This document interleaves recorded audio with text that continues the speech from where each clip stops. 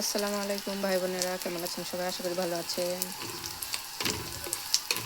আজকে আমি আবার চলে আসলাম রান্নায়। আজকে তো লাউ ভাজি,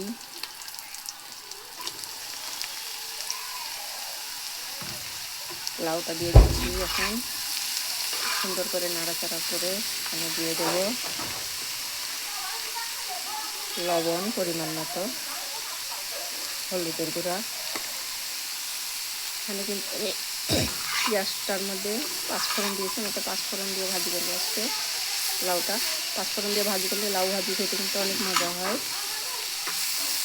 অনেক সুস্বাদু।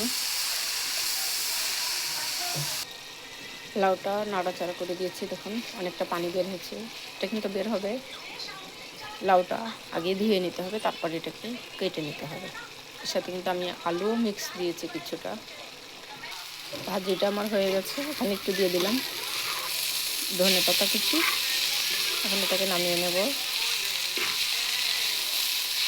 লাল লাল হয়ে গেছে ভাজিটা, অনেক সুন্দর হয়েছে কিন্তু কালারটা দেখতে।